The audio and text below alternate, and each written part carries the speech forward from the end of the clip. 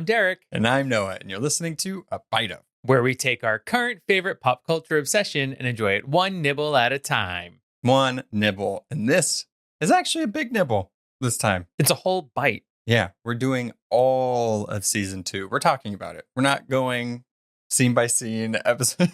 Just like we watched it all in one sitting, we'll be talking about the entire thing all in one sitting. Yeah, we covered the first season last year. Can't remember when. Good question. Was. Yeah, it was whenever it came out last year. We very much love this series. We love Alice Oseman's books. And we couldn't not talk about this. Also, it's like right before my birthday, so it's a little tiny birthday present to myself. A little early birthday present just for you. Is that a real song? Nope. I Okay. just made it up right now. It's a real song now. I just created it.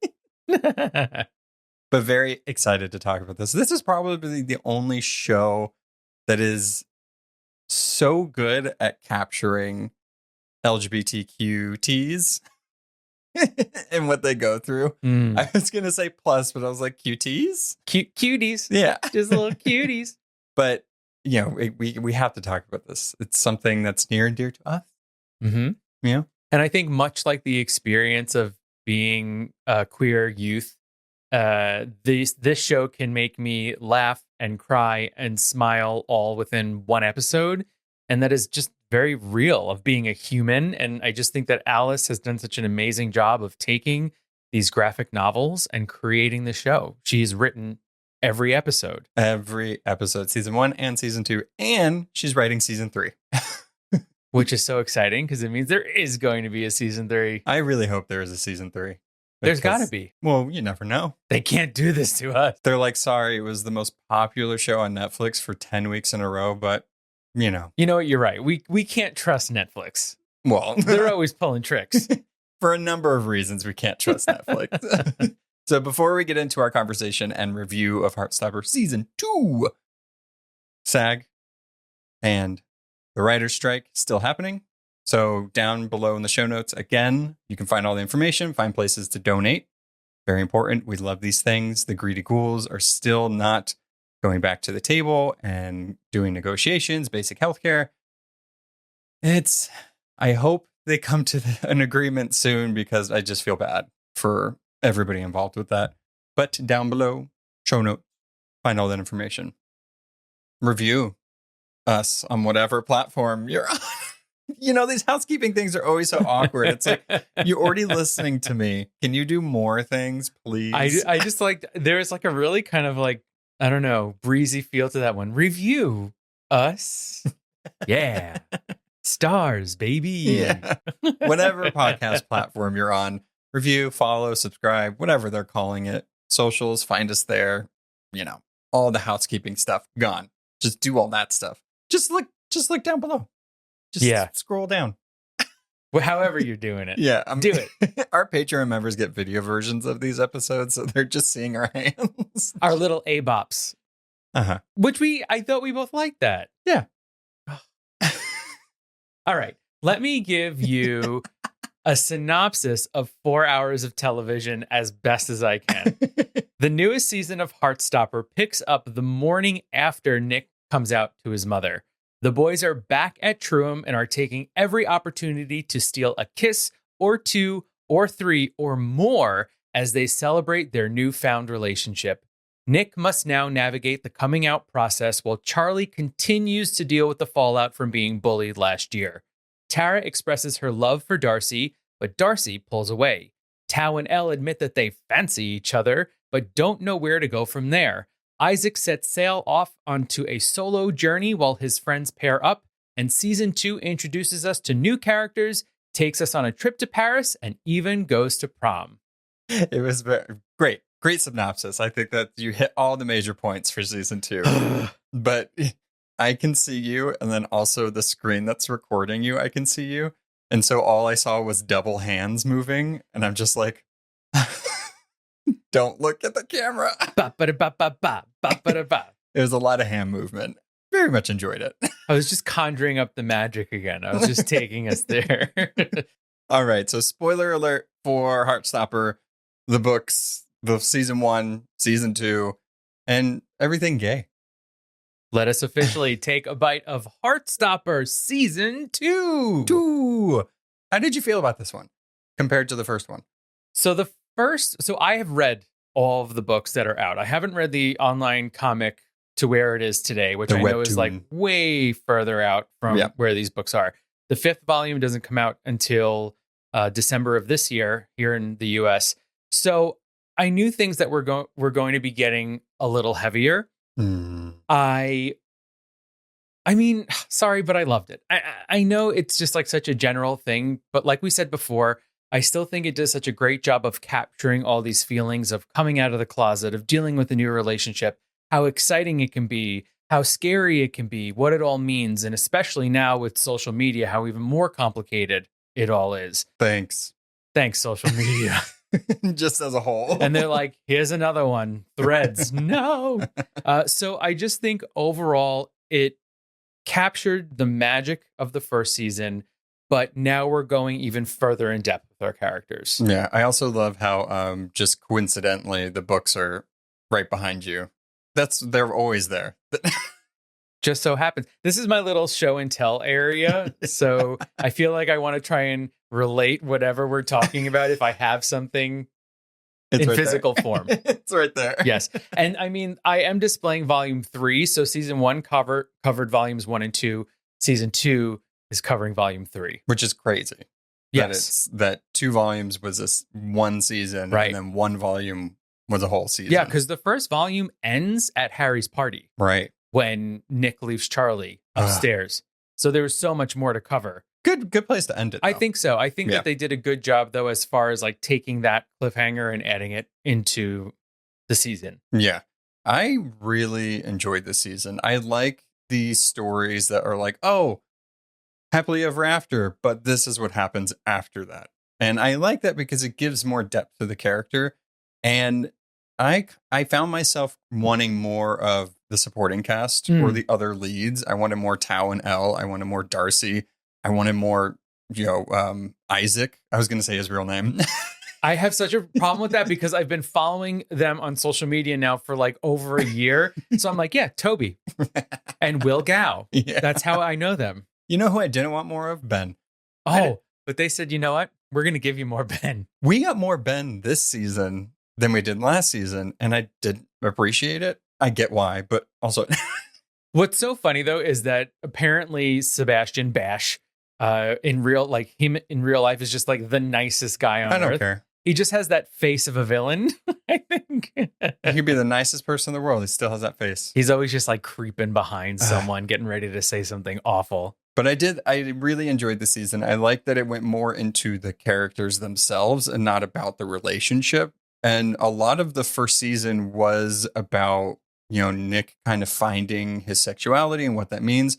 Because for a lot of the first season, he thought he was gay or questioning it because he took the "Are you gay?" quiz, which we've all done. You got to take that quiz.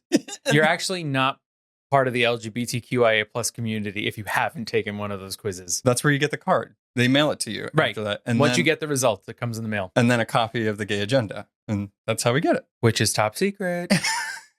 So season 3, they're going to talk about it.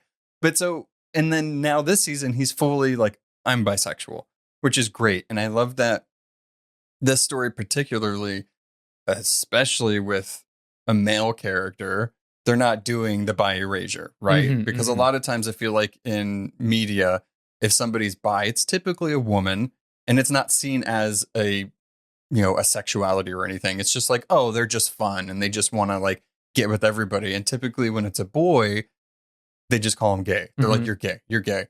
And something in the show that I really like they did was like, oh, I didn't know you're gay. And he's like, well, I'm bisexual actually. Right. And I like that they kept reminding people like there are bisexual people. I am one of them. So I do like men and women. I just am currently dating a man. Yeah. Or definitely.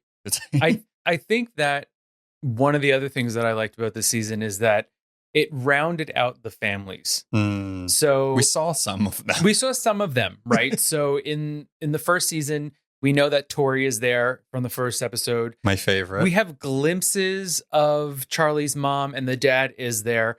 In this one, we get full family dynamic. Too much family, I would say. Right. Because also a part of this season is how parents can be jerks. And siblings. And siblings as well. And that brings us to Nick's family. So we love his mother, played by Olivia Colman, who we got in about 3 episodes, which was fantastic. It's definitely my birthday month because I got a season of Secret Invasion with Olivia Colman, which was standout. And then I got Heartstopper with more Olivia Colman this season than last season. I'm like, thank you. August is for you. We are fully a Noah Leo season. The sun is burning so homosexually for you. And then also Red, White, and Royal Blue comes out on my birthday. So this is great. I'm actually going to be in Cleveland, Ohio for a conference for my birthday. And I want to watch this, and I don't want to watch it without Derek. So we'll do a little watch party. Just the 2 of us. Happy birthday. I'm going to eat your birthday cake by myself. On FaceTime. Yeah, exactly. Describe it. Yes, but Nicole Kidman, every time I'm like just not thinking about and trying to say Olivia Colman's name, Nicole Kidman.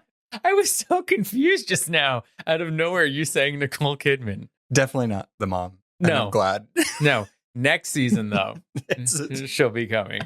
Yeah. But then probably, 2 of the... We thought that Ben was a jerk. We thought, Harry was a jerk. We thought Ben was a jerk? I'm sorry. We thought that they were the biggest jerks. Okay. But then we meet Nick's older brother. Ugh. And then we meet Nick's father. Yeah. I really like that they did...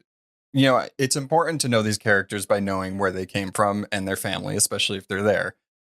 Seeing Nick's family, I loved that it was just him and his mom. I thought it was just him and his mom. Just drinking tea in their cozy little house. And then this stupid brat of an older brother comes. The worst. I know it's important to show this type of thing because he just came out to his mother and he still hasn't come out to everybody else at school. And so a whole point of this season is Nick coming out as bisexual to people in ways that he can control and ways that he can't control. And throw in a douchey older brother that apparently doesn't like to knock, goes into his room when he's not there, and just will blatantly tell the table about your business. And it's hard to watch, but it is something that happens all the time. Yeah. People outing them because of insecurities, because they suck themselves, or just because they're awful people. Douchey David. Ugh. I mean, when you're tallying up those things that you say, I think it just equals that he's a jackass. Right. And Nick can live happily and freely when his brother isn't at home. But when he comes back, he just kind of rears his ugly head.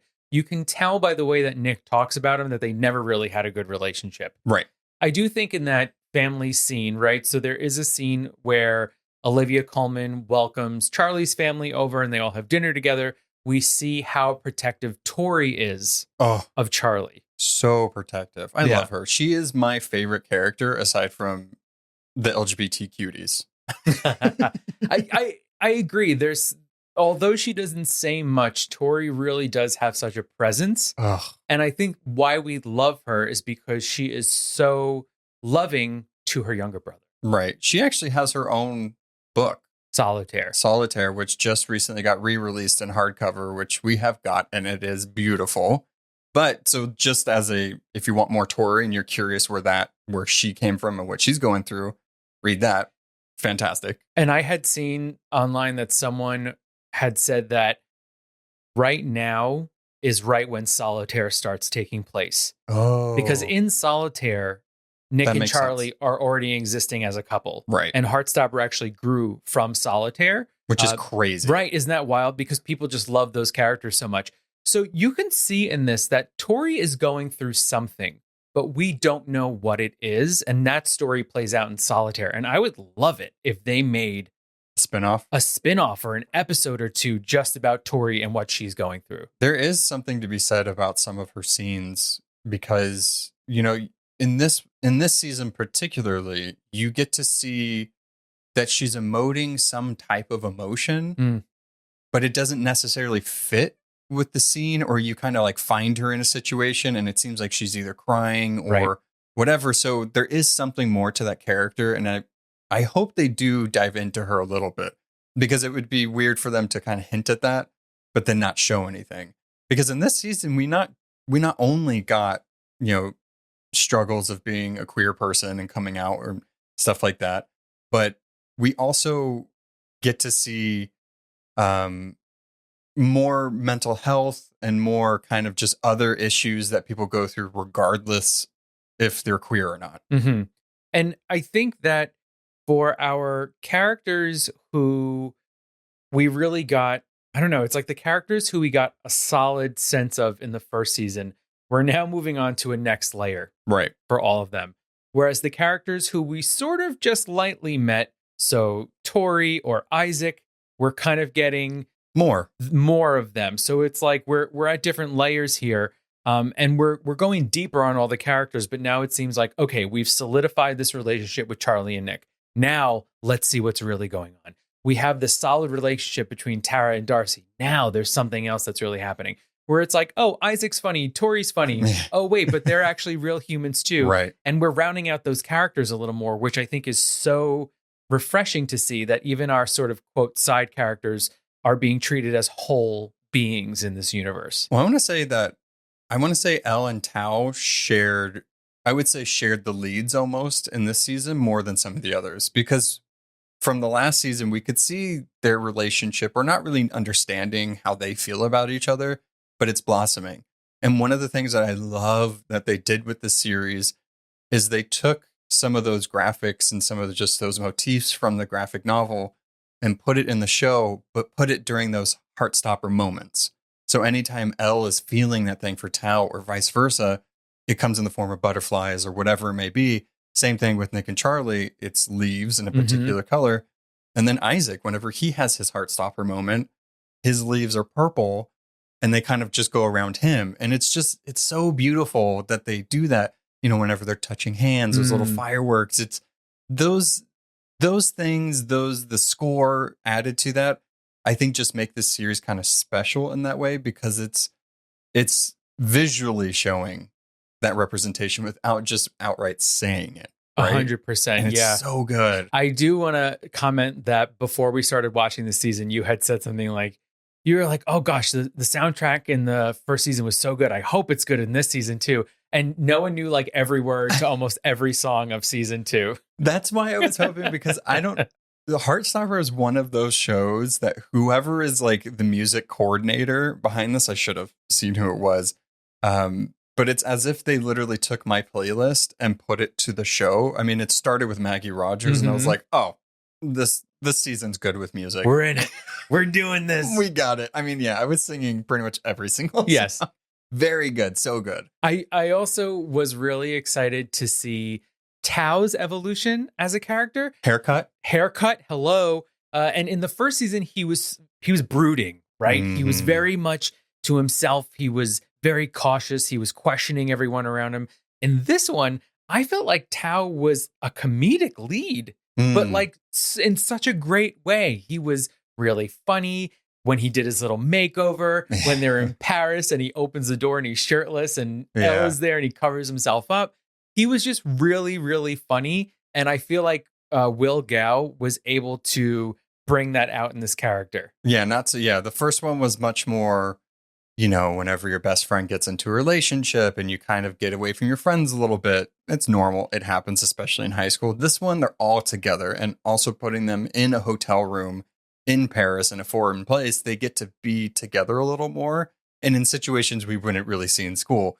That one, that scene right before Elf sees him shirtless and in his boxers, when Nick gives Charlie a hickey and he goes into the bathroom and they're talking about it, and then Tao just comes in there and he just lays them out with like, what is that? And he just scolds them like a parent. It's my favorite. That was my favorite Tao moment. He's got to watch those young men.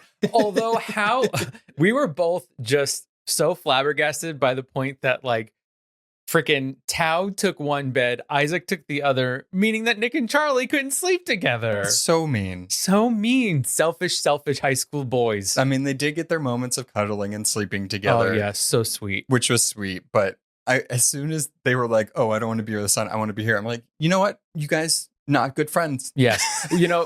When they're getting ready to go on this trip to Paris, the teachers, one of them is a new character, Mr. Farouk.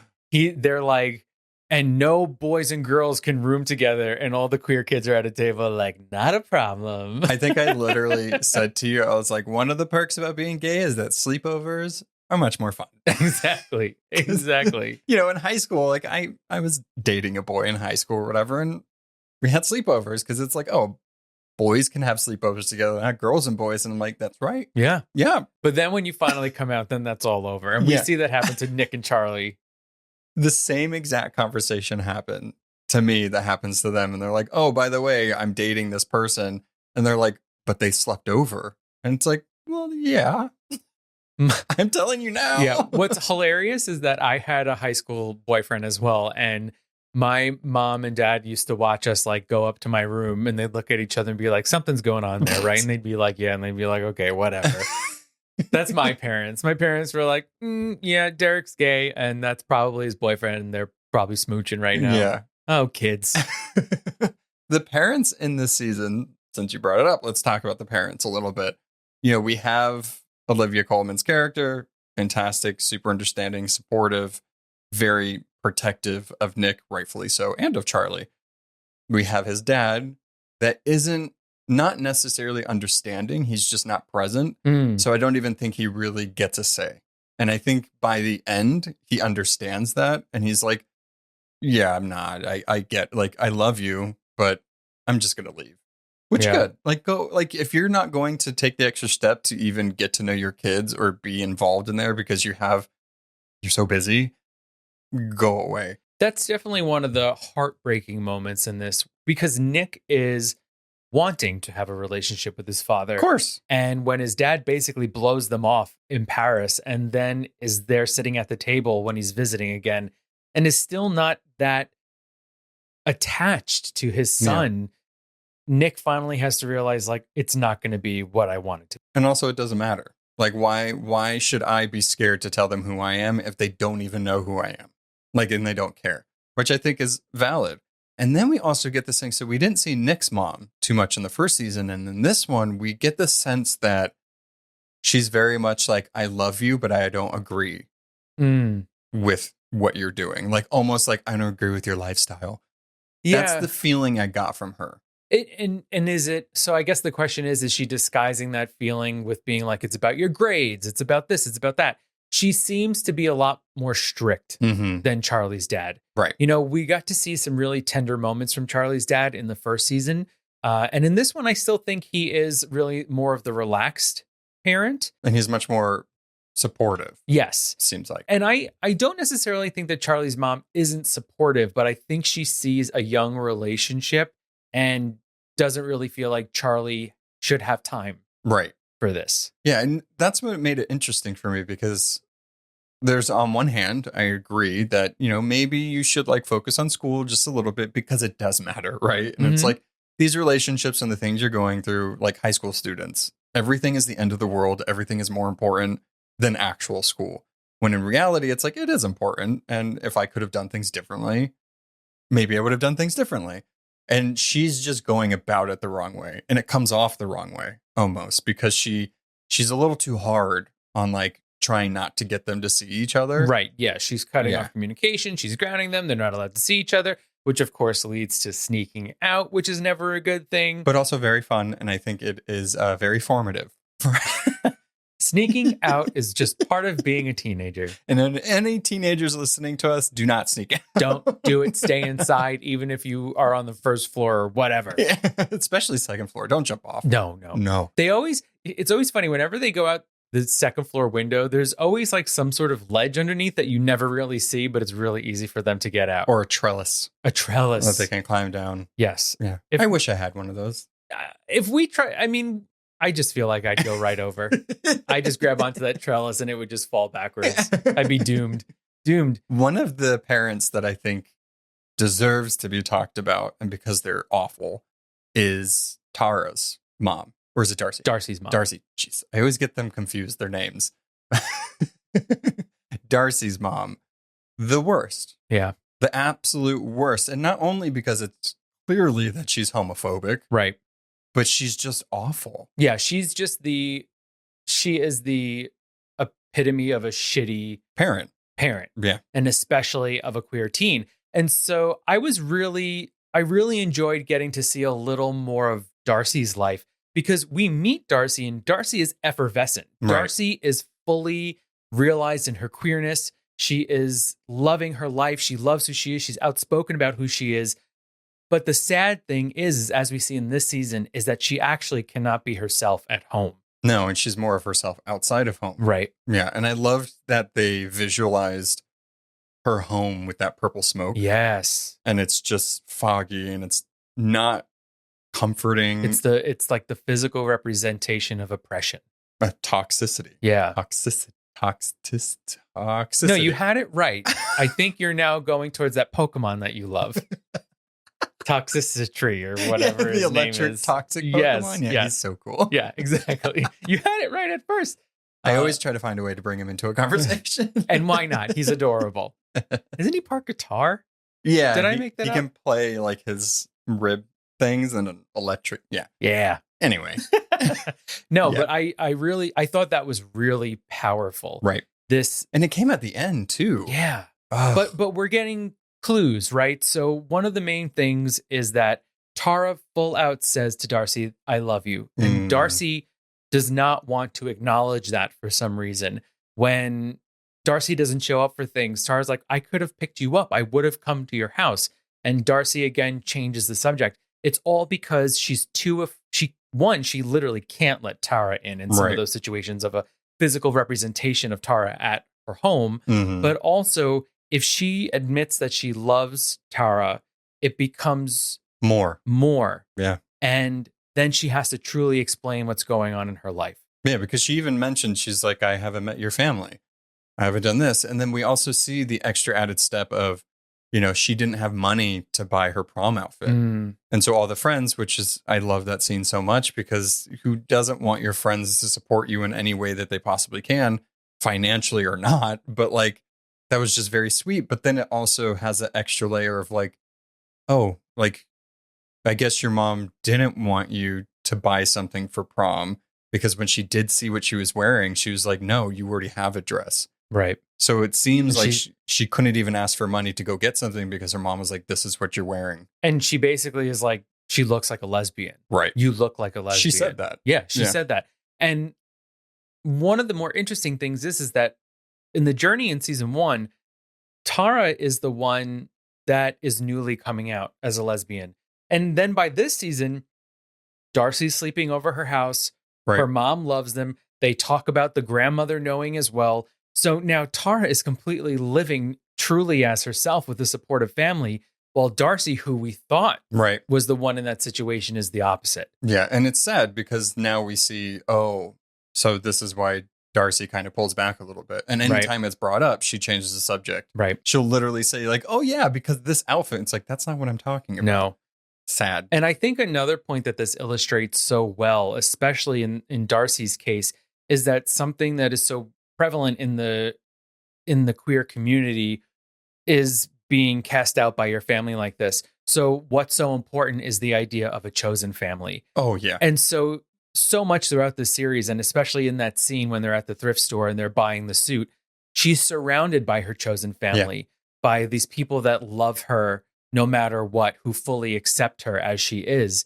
And so they don't have to outright say, you all are my chosen family, but we can see that, and we can see how important it is for queer kids and queer people of all ages to have that chosen family. And it's something to be said too about how having to closet yourself every time you go to that supposed supportive and safe place, which is the home. When you know that you're not going to be able to be yourself, or just say like, oh, this is my girlfriend or boyfriend, or this is my partner or whatever, it's hard. It's very hard. And chosen family is very important. And making sure that you have a good chosen family that is supportive of you is also very important.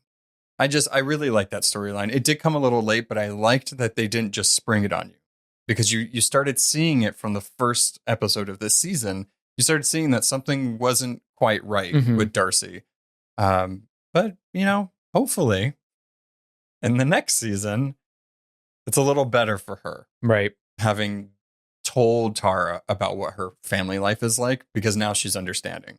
Now she doesn't necessarily have to hide that, which is very hard. Yes. And I do hope that that is the journey for Darcy, even if her mother never accepts her, which is a valid storyline and something that is very real. But as far as I remember, now I read the books right after season 1 when that came out, but we don't really get much of Darcy's backstory. Oh, that's good. And so that we're getting it. And they're fleshing out that character. And another character it feels like they're fleshing out now is Isaac. Because Isaac doesn't even exist in the books.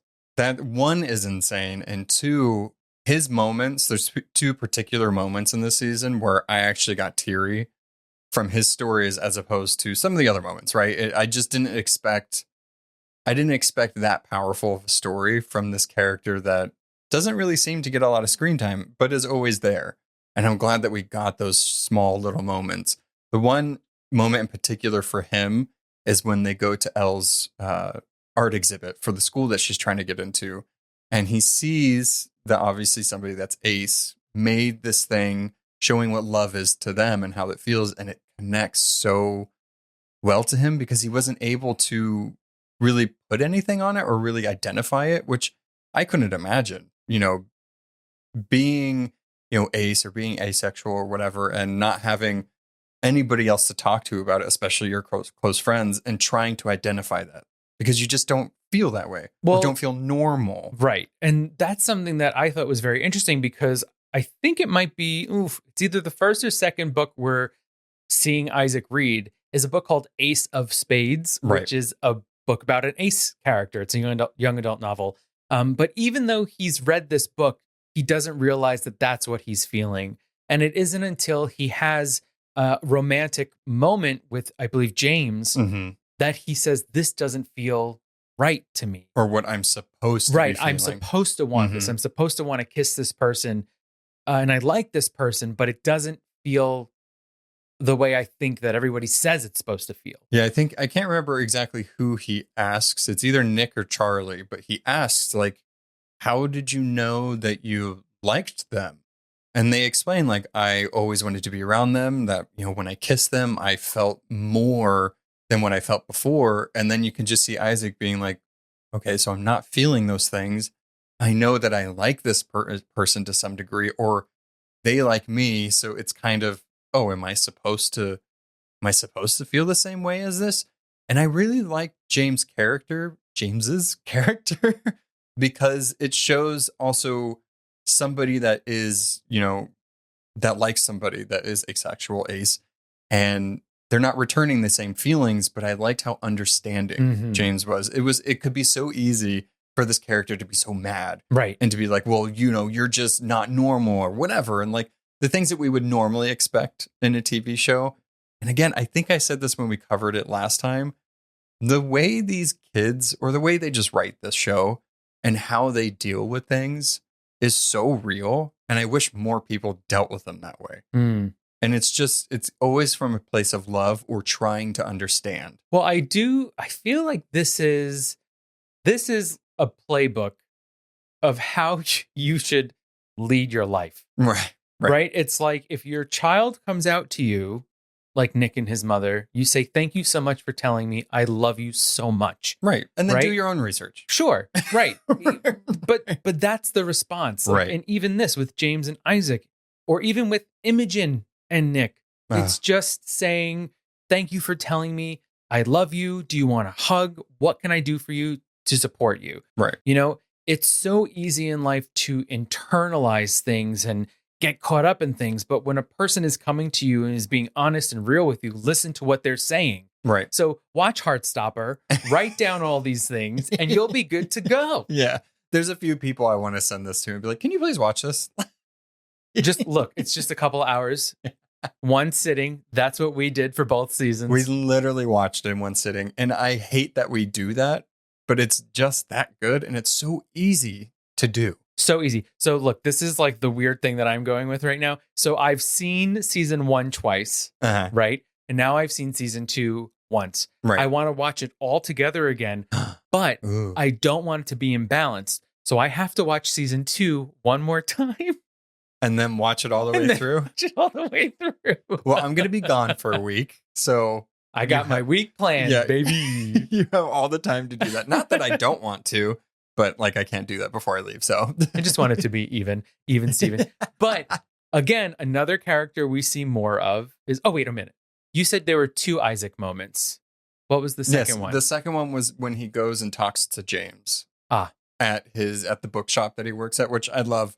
I love a queer character that works at a bookshop because we all have. Like, we either have literally all worked at a bookstore or become librarians. Barnes and Noble, and then became a librarian. Yeah.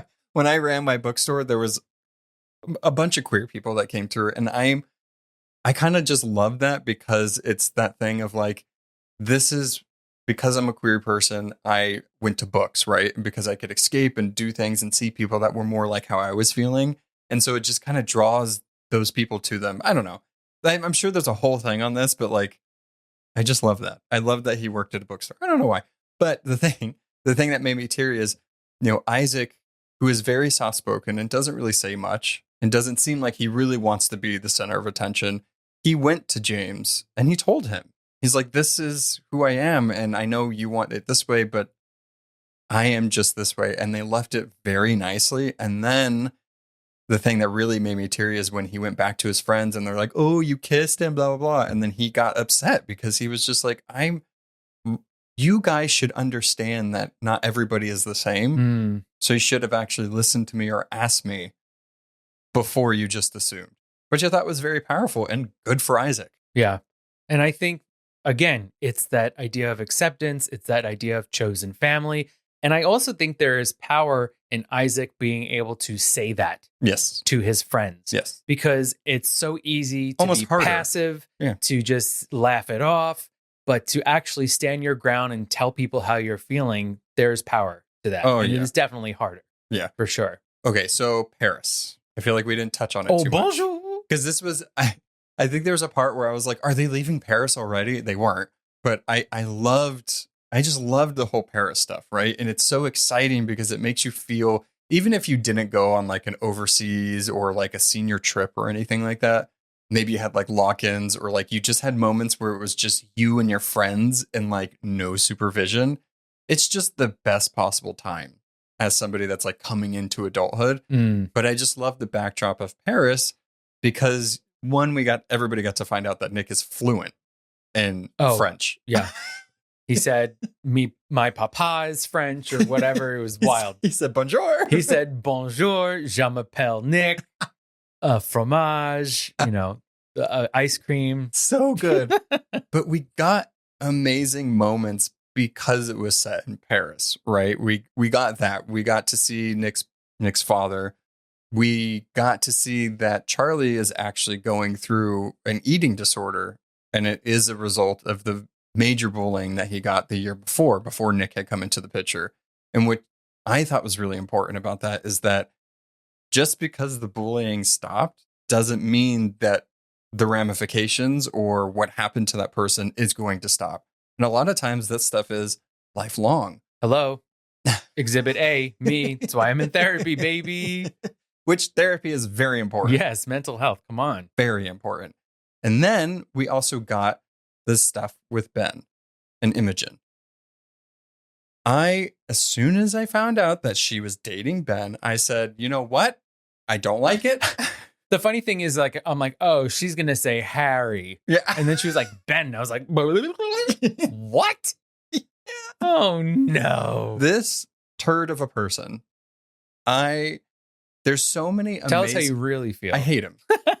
I hate him. And I love the moments in this season that involve him because you get to see these kids recognize how awful he is. Mm-hmm.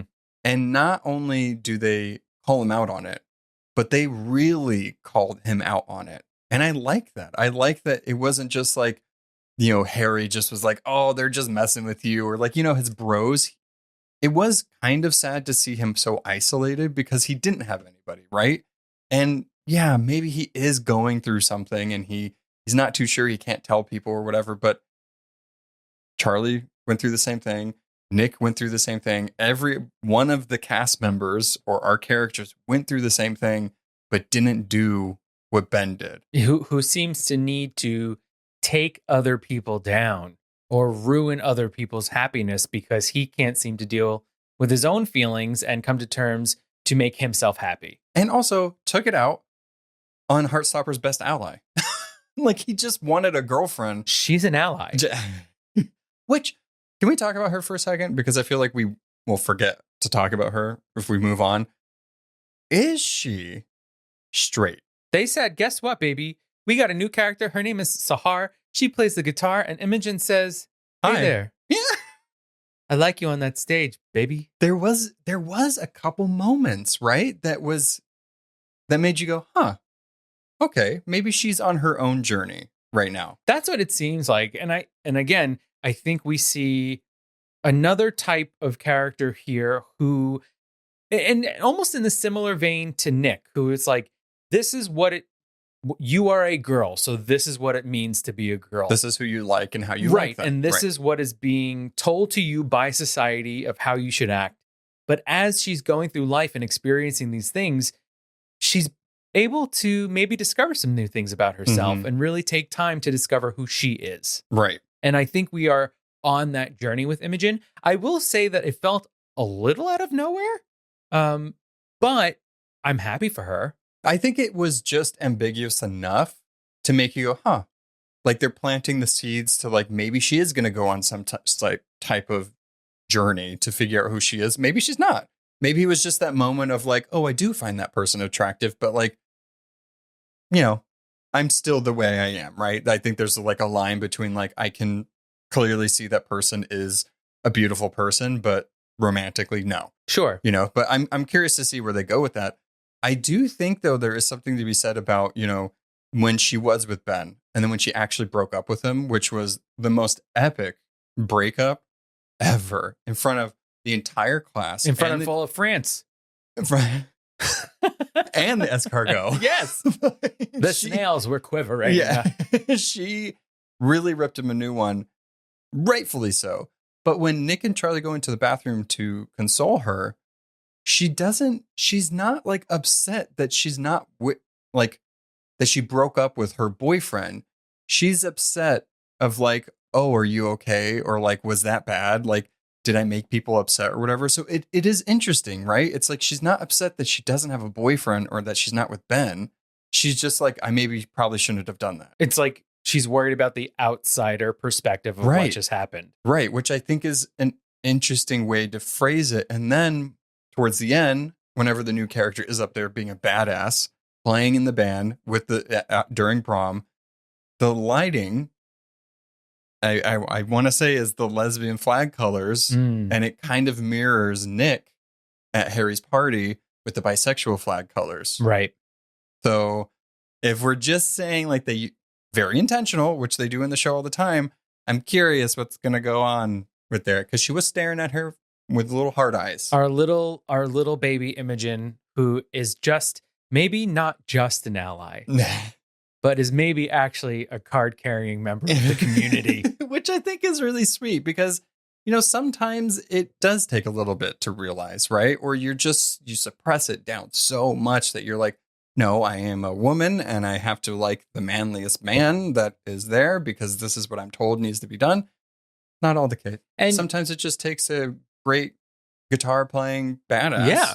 And maybe for Imogen, it doesn't have to be a lesbian or bisexual thing. Maybe she just is attracted to people and it doesn't matter what gender they might be. Right. It's just the person. Right. Yes. I love that. Yeah. Oh. Let's get another flag up there. But the Paris stuff, right? Oh, back to Paris. Let's go back to Paris. Put your beret back on. I do like the Louvre stuff, right? It's not too often that we really get stuff in the Louvre. Like, is the only thing that I want to say, like, actually in the Louvre, the Da Vinci Code? Is that in my... And now Heartstopper. And it's gay. Tom Hanks, Joe Locke, Kit Connor, baby. But like, I did like that stuff.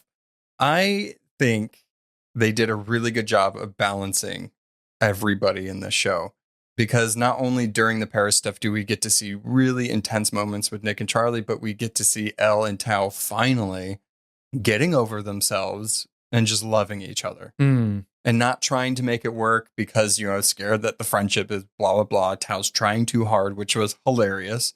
Because this is what a boyfriend is supposed to be. This is what I'm supposed to do for them. Guys, everybody saw Barbie. You do not have to be stereotypical. You don't have to do what you are Knuff. Yes. Okay? But they, so sweet. I don't want anything ever to happen to Tao and Elle because, Nick and Charlie, fantastic. I love them as a couple. But Elle and Tao, I love them. And I'm excited. So much. I'm also excited for Elle on her new journey of going to this school where she can be surrounded with people who have experienced the exact same thing that she has experienced and also be able to express herself creatively. Which is very important. Yes, absolutely. So she's going to be able to find another group of people that she can turn to. I mean, it is sort of sad for Tao, but Tao is being fully supportive in this move for Elle. It's not that far. I think for kids, it's probably far. An hour. That's forever. It takes me an hour just to go to the grocery store. It is true. It is a big, our Starbucks is not very close. So it could take about 40 minutes if we really want Starbucks. It's not too far, but I hope that they will be fine. And I'm not exactly too sure. Do you know when she goes to the school? The way that they're making it seem is that there's next year, right? Right. So it's a year of her last, I don't know how they do grades in England. They have maths. High school. Yeah. I don't know. Year. I don't know, whatever the year is. So her last year of quote high school will be at this school, which then leads into her going to university there. Right. As well. So it's going to be now. She's going to be leaving the group, I guess, soon after this summer break. Oh my God. Before we wrap this up and do our final whatever, we have to talk about Mr. Farouk and the art teacher from season 1. I loved that he got more screen time. Everybody, surprising enough, got more screen time this season than last season. I think last season we really needed to get to fall in love with Nick and Charlie. Yeah. Yeah. This one, it's okay, Nick and Charlie, they're going to have their things that they're going through. But to make this feel like a living, breathing world, you have to know these other people. And why not get to know some of the teachers a little bit? Absolutely. We found out Coach Singh, lesbian. Have a daughter. Amazing. Love it. Which I'm thank God, because she caught them kissing. Yeah. Which, been there, done that. Oh my. Coach caught me in the person I was dating at the time. Ooh la la. Did not turn out that way. Well, Texas, right? Not the same. Texas. And then Farouk and the art teacher, what is his name? Mr. J? Mr. Ajayi. Ajay. Mm-hmm. Oh, do they call him Mr. J though? I don't know. Maybe their accents are making me think it's just J. Anyway, they're so cute. So cute. So cute. And again, right, we see these levels of people's different journeys, right? Because Mr. Farouk says to him, I didn't come out until I was in my 20s. So I didn't get to have those sneaking around high school years. Right. So it's, again, a different stage of life, a different experience, and what it means when those different people come together. When you get your Heartstopper moment. And they do. I hated him. In Paris. I hated him in the beginning. They did a little bait and switch. I was very vocal about how much I hated him. And I think it was driving Derek crazy. But I was just this dude, what is your problem? That is you know what? That is the magic of not having read it. Right. Yeah. Right? Because I've read it. So I'm oh, but he's gay and they're going to smooch. And you're this guy's the worst. Yeah. I'm he is awful. Get out of here. What are you doing? What? Shoo. Boo. Scare. Quit also, yelling at Nick. You're being Umbridge level, ridiculous. Not a fan of that. But it was very cute. I love that. I don't know if they're going to be serious or not, but they're going to give it a try. And I like that. I feel all relationships in the Heartstopper universe are serious. Oh, yeah. They're all long-term and forever. Because even though they're dealing with real things that are happening, I feel no matter what, it is the wholesome sweetness of people finding each other and creating a relationship together. 100%. Is there anything that we missed that you want to make sure to talk about before we give our final thoughts? Oh my gosh, there's an entire season of things. Yeah. I mean, I feel we hit on pretty much everybody. I don't think there's a single person we didn't talk about. I mean, there was that moment with Harry where he tried to Right. And Nick's 3 friends who are basically have known the entire time and just wish that he would be comfortable with them. I did love Nick's evolution of really coming to fully accept himself and is posting things on social media about how much he loves Charlie. It's very sweet. He's bi, actually. Yeah. So it's very sweet. It's very adorable. Yeah. Harry, I still don't like, but it's fine. No. I don't like when he tried to be like, I'm not homophobic. Let me in the party. It's like, I don't believe you. If you were an ally, you would say you're an ally. Yeah. Right. Imogen. Exactly. I did like that they slammed the door in his face. One of the moments that I definitely want to talk about before we wrap it up is when Charlie did confront Ben. And he did it on his own, even though Nick was still there, but he confronted him. And I loved that he didn't accept his apology. I don't give a shit on why you are apologizing. Great. Tell me whatever you want to say, but I don't have to forgive you. I don't have to forgive you, especially to make you feel better. And there's really no excuse that you can say on why you did what you did to make it okay. And I love that he said that. He said all of that to Ben. It was very powerful. It was that moment of like, yeah, that's a very healthy thing to do. And I think more people should be that way, right? It's like, I just apologize to me because you want to apologize. But I don't have to accept it. Right. And I don't have to forgive you. The damage you have done cannot be still cleaned. Dealing with the it. slate cannot be cleaned just because you're ready to say you're sorry. Right. You've done some really horrible things to me, and you need to live with that. And not only like did you do horrible things, you continued to do horrible things. So it's like, I don't believe you. Oh, you're leaving schools? Bye. See you never. Like, this is why you wanted to talk to me? Okay. Bye, Ben. It would have been a great surprise to come back to school and you weren't there. Yay! We defeated him. I do think that Charlie has an interesting journey ahead of him. We see that Nick and Charlie are really fully falling in love and are getting closer and closer. But, you know, there's that honeymoon stage where all you want to do is be with that person and you're just experiencing them at pure joy and love. Life isn't there yet. Right. And then when things start to settle down, when you get a little more concrete in your feelings and being with each other, you really start to see that person that's sitting across from you. And we see that with Nick noticing Charlie and really taking in what he's been going through and watching how he's not eating. And even when he's trying to offer him things, he's not taking him up on it. And so now Nick is worried about Charlie. And I think that Charlie is going to have a lot more to go through. Right. I do love how supportive Nick is. Like, he is insanely mature for his age. I know it's writing and it's not real, but like, it is nice to see that response to something, right? And it's not saying, what is wrong with you? Like, why are you doing this? Or, you know, it's like, okay, well, explain it to me. Like, I want to understand. I want to help you. Or just tell me not to help you. Tell me how to help, you know, that kind of thing. It's just, it's very sweet. Yeah. You know, this whole show just, it does make your heart stop. Absolutely. Right? It's just, and I think that another thing that's so sweet and gentle about their relationship is, for some reason, I keep thinking about the show Sex Education, which is all about sex. Sex. Which, listen, sex is a natural part of life. Teenagers are going to have sex. It is what it is. But I do love here where Nick can turn to Charlie and say, I want to keep kissing you, but I'm not ready to go past that. Right. It's like, I want to, but I don't think right now is the right time. And again, Charlie is able to look at him and say, that's totally fine. Yeah. And they still love each other. Imagine. Right? Again, this is the playbook at which to live your life. Heartstopper is how we should all be living and interacting with each other. It is. It's so good. I can't wait to see the next season. I can't wait to see even where these actors are going. I know that some of them are even going into the MCU. Mm-hmm. It's very exciting. And I think as a queer person, I can't obviously speak for the entire LGBTQ community.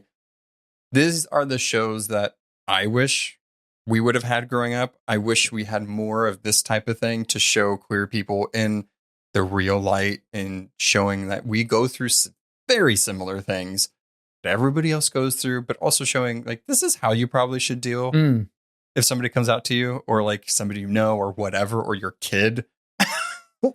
Right. I think I think one of the reasons I love Heartstopper so much is that it is in some way nourishing that little kid who still lives inside me, Right. who so desperately needed to see other kids like him Oh, yeah. being portrayed on television. Imagine being a queer kid now and being able to put Netflix on Right. and watch this show Right. whenever you want. Yeah. Like, it's incredible. It's so and also groundbreaking. in the, I guess, positive light of social media, find people within that community that are seeing the same thing. You know, it's great. And I mean, the Heartstopper community that's online, some of them are a little too much, but a lot of that community is just loves it. And they're just like, this, thank you for, like, you know, showing people that, like, yes, there are people that are ace, and like, I very much identify with that, or trans people or bisexual people. And it's just great. I mean, final thoughts for this. It's a 5 out of 5, 100 out of 100. Yes. It's A+++. It's just as good as the first season, if not actually better than the first season, because it's just so much more love. It's so much more realness, and killer soundtrack. So, like, that's my final thought. Wholeheartedly agree. I love seeing these characters being rounded out even more. I love getting to know characters who you didn't necessarily get to know in the books even more. I think that it's just such an important series for a number of reasons.